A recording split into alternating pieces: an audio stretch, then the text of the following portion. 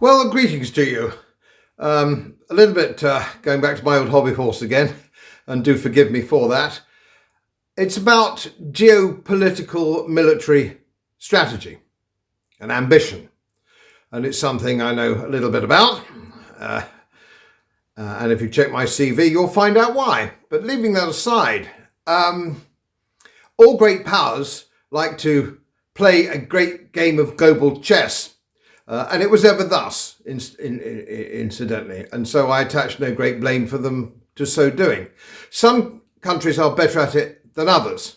And some people are better at it than others. Lord Palmerston was particularly good at it, if you go back that far, in his global machinations in favour of our empire.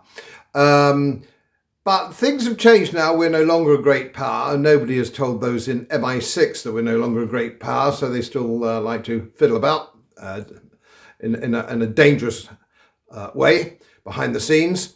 Now, war is not a game, believe me. War is not a game. It's a lot of innocent women and children being killed, a lot of young men being killed, and a lot of blood and treasure spilt. So war is not a game.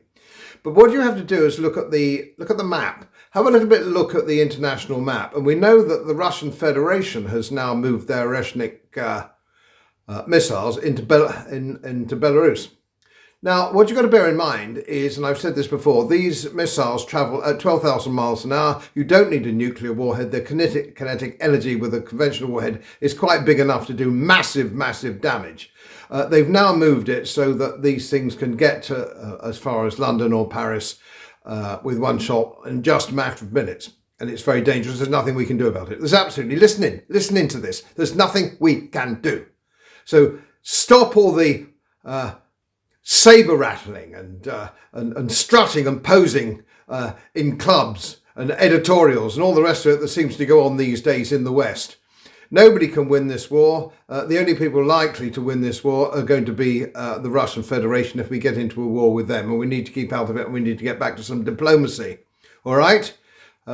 So please bear that in mind. It's very nasty, and I'm just introducing a piece here so you can get a little bit of an idea of where these missiles are and what is likely to come of it if things get any worse. I say again, I leave you with this message: the best way is diplomacy, and the best way is peace. And I don't say that as a pacifist. I say that as an ordinary human being living on our little island who wants to live in peace, if you don't mind.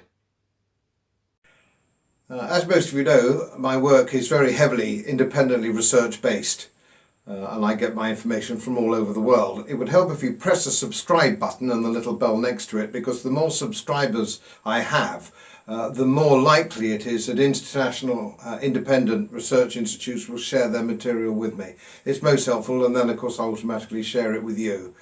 So surprise, won't cost you anything. Thank you very much.